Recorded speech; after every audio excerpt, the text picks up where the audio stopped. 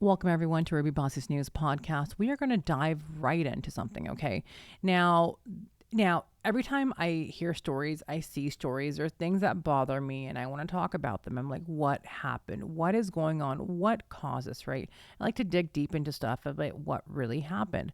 So, if you guys, I don't know if you guys have heard, there was a story not that long ago about actually right before New Year's, guys, that a dentist and his wife, okay, were found in their home murdered. Okay. Now, this is from Ohio. I dug into it. I put the story up right away. And I'm like, this is crazy. Early in the morning, that who wanted to do this? Like, why? Why would you do this? Right? Really sad.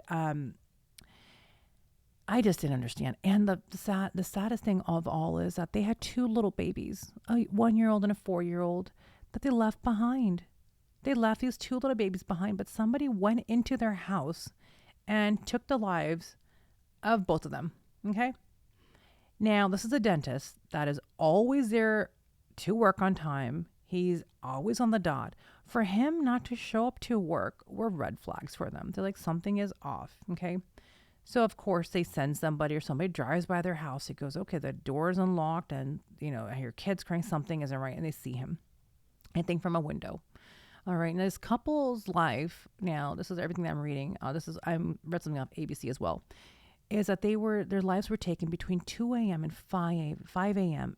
on the second floor of their home. They bought this house for $700,000. He's working in another dental office, right? Life is great. They're almost on their 5th anniversary, and their lives were taken and babies are just crying. The kids are crying. And being a mom, it goes through my head and my heart right away. The feeling that I get is, God, oh my gosh, diapers need to be changed. They need to be fed. They need to be hugged. Their life was taken from them. And when they said gunshot, they were shot to death, parents. Oh my God.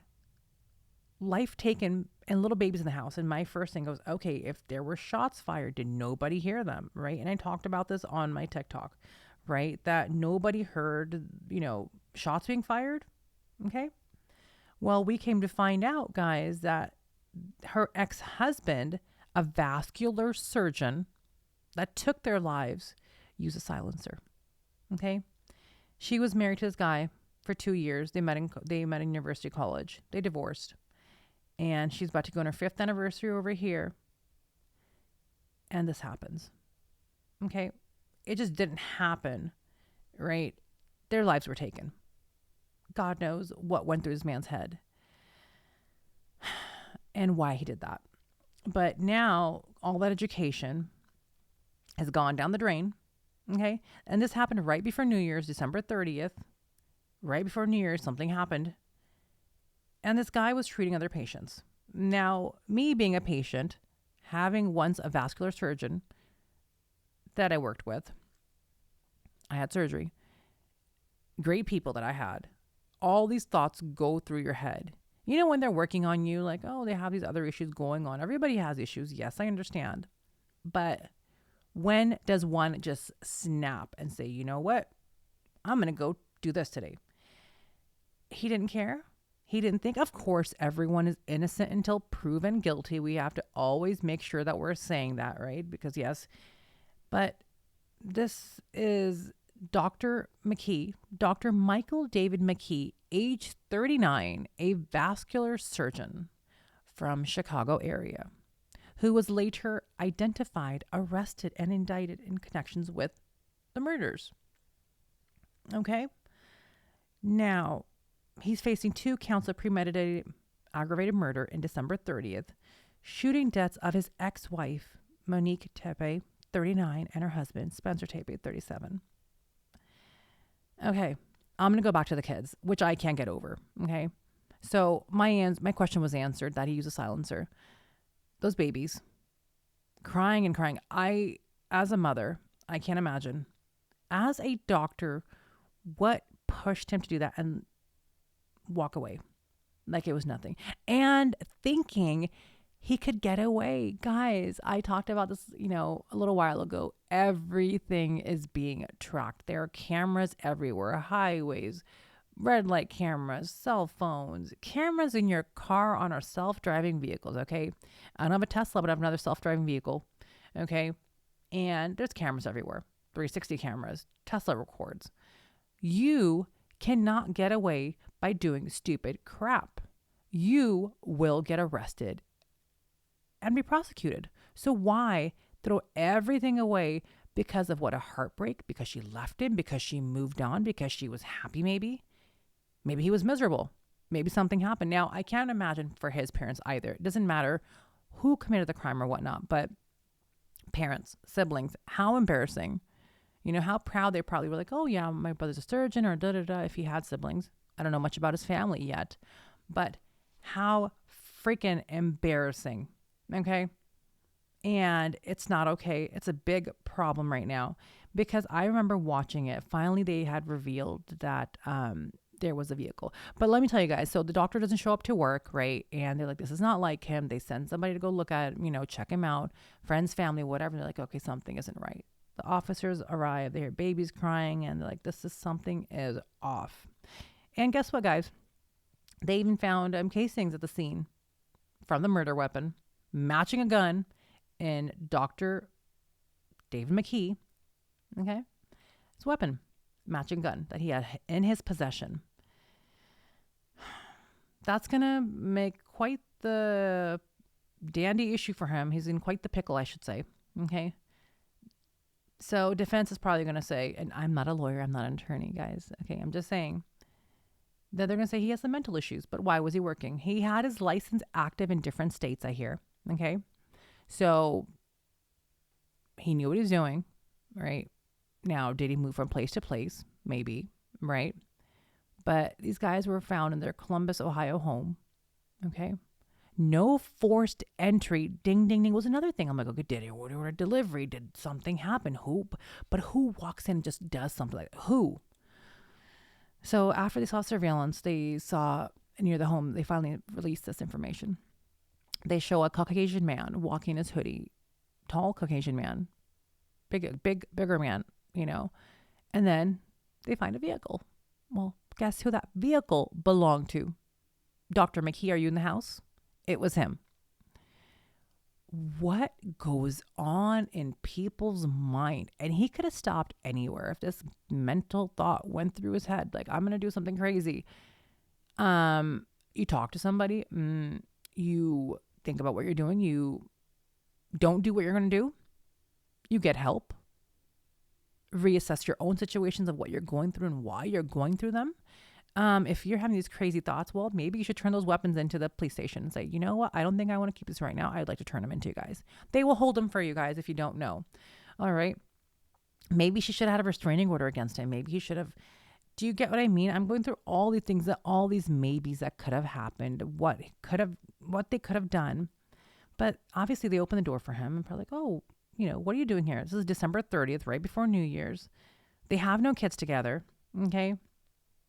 So they say this happened around 2 a.m. and 5 a.m. in the morning. Okay. License plate readers, data surveillance technology tracked McKee's vehicle traveling about 325 miles from Illinois to Columbus. Okay. Arriving right before the killing and departing right after. I'm looking at McKee's face right now, guys. Thin lips, wide jaw, big forehead, square forehead, smaller eyes, just a big, strong face. Okay. And I do some face reading as well. And I'm looking at his face. Okay. A lot of control, thin lips. He when he'd say something, he'd really cut you with his words. I do not know this man. Small ears. I like to look at people's faces, right? And then you look at the husband, wife that were taken, full of life, 1 year old, 4-year-old babies that have lost their parents. Okay. That will never be able to hug them again. Mommy and daddy, because someone mommy thought she loved or was married to, felt like it was his job to do this. because he was going through some rough patch in his life or couldn't get over their divorce. He travels 400 miles to go do something like this, a crime like this. Now, I want to tell you guys a little timeline. January 10th, 2026, McKee was arrested in Rockford, Illinois, about 400 miles away. January 16th, a Franklin County, Ohio jury, returns indictment against McKee on multiple counts, including 4 counts of aggravated murder and 1 count of burglary with firearm specifications. Okay. McKee waives an extradition hearing and awaits transfer to Ohio for prosecution. Well, I mean, there's really not much you can do now, right? I mean, okay, you kind of go with the flow, but I am stuck on the fact that you went to school, you got your education, you got married, it didn't work out. What the hell caused you to do this? Like, I always like to dig deeper into stuff.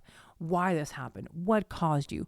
How this could have been prevented? He could have prevented it any time before he walked there, before he parked his car on his way 400 miles away. Like, oh, today I'm going to go do something crazy like this. Knowing you could be tracked. Anytime he could have stopped before he got to the door. He didn't have to take this weapon. He could have went and talked and said, today I'm just really down. You guys, I know this is, something. I don't know. Maybe they would have called the cops on him. Maybe he just would have been arrested and called it a day. Maybe he would have calmed down. Maybe he would have got the mental maybes. All those maybes that we have, right? Now, he crossed state lines, right? They have a lot, guys. If you're looking at this, they have a lot to go with, right? And the fact that this happened the way it happened, they're going to have to make things stricter because this is not fair to those children. This was not fair to their parents. This is not fair to the family that just lost their loved ones. The parents, the brothers, sisters, the family, the little kids. Did he not think once? He knew they had kids, right? So Monica was married to him from 2015 to 2017. Short marriage, right? And after they divorced, let's talk about Michael McKee. After they divorced, he lived in multiple states, like I told you guys before. Virginia, Nevada, Illinois, and maintained his active license across several states. So this is an intelligent man. He knows what he's doing. Yes, he's moving around, and that's okay. Maybe he's trying to find where it works for him, right? And he's maintaining his license, making sure that if he needs to move, they're all good, right? But makes a crazy mistake of doing this. Now, using a silencer. He went there with a reason, guys. Okay. His vehicle being there ties him to the scene. Him walking there, he's there, right? Motive tied to personal history. He didn't need anything. He had the money. It wasn't he wanted to go rob, and he just wanted to make their life hell or just take it away. Like, you know what? You don't deserve to live because I'm not happy. Now, if this is some kind of damn chemical imbalance or something else or that's going on, he's not even that old. He's 39 years old, guys. Okay? He has his whole life ahead of him. They're married. Go find someone else. I mean, you don't have to be married. I mean, just what happened? So, possible motives we're looking at. They're a happy couple. He may not be. Emotional abuse, difficulty of letting go. It doesn't matter the level of education people have. We're all human. We all have feelings.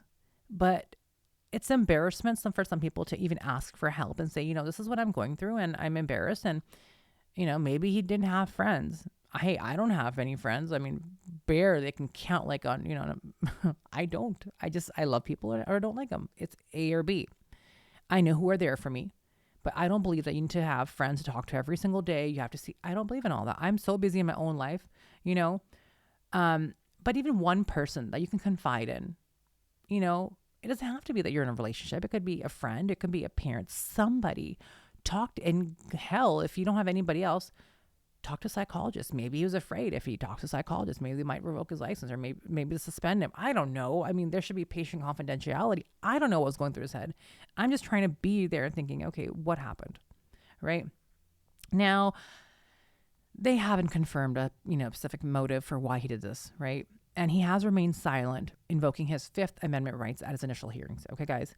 Now, I want to tell you the legal process and stuff. So, I am not an attorney. I'm not a lawyer. I'm just going through this thing.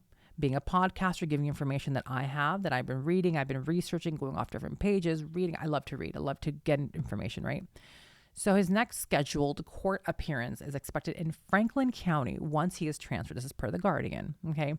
If convicted, and when convicted is what I should say. If convicted, aggravated murder charges that could carry life imprisonment without parole. Here's a shit show right here. You're going to sit there and rot, potentially. Okay, potentially even the death penalty, depending on state law and prosecution strategies, right? You're going to rot. You're going to sit in a cell and have every day to think about what the hell you did, why you did it, why you took these parents away, because you were having your own freaking issues. I know, it pisses me off.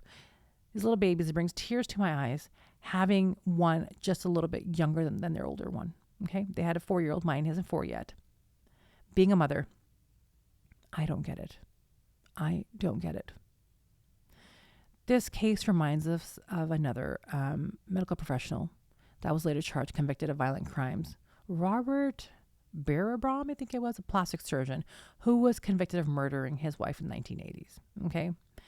Now they show that, per history, that violent crimes by doctors often shocks community because we trust them. We go to a doctor, we tell them, okay, here's what's going on. We trust them, right? And we're like, okay, we have that faith in them that this person is here and they would want the best for me, right? They went to school for this, right? But what do you do when this person that you trusted, you find out that they did this, okay? So many stories of dentists, so many stories of doctors, and maybe we shouldn't be shocked by this. It's just, I feel like on this one, I was shocked by how it happened.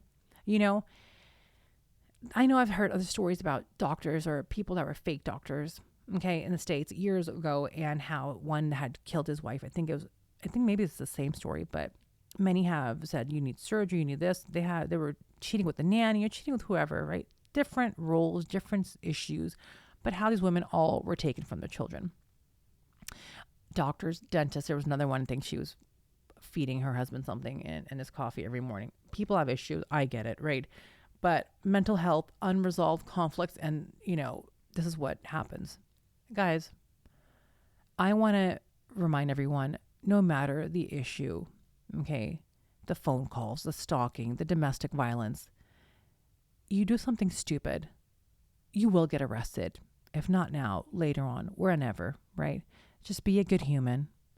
Why? Okay. I'm going to go back to the fact of 2 parents were killed, left the children behind. And, grandparents are going to be left with a burden and try to always explain to these little kids of why their parents aren't around. It's heartbreaking. Now, again, this is all allegations. They're not convictions. We're talking about the story as it's all over online. But guys, I want to tell you guys again, if somebody's in troubled relationship, there are warning signs. People, please look at those warning signs. It could be financial abuse. It could be any kind of abuse. It doesn't have to always be physical, it could be mental. Be careful. Make sure someone knows, and get help. But I'm talking about both parties, okay? So no one deserves to go like this. And this family that did, it's heartbreaking. I hope justice is served. And I hope those poor little kids, you can never bring back their parents. But what happened was not good. And I honestly hope that somebody thinking of doing something stupid like this ever thinks about what the consequences are. Thinks about their whole life maybe being behind bars or the death penalty. I think Ohio does have death penalty. There's another story I worked on. I'll go to that story later. I'll do a whole thing on English on this one. But again, Ohio. Guys, stay safe out there.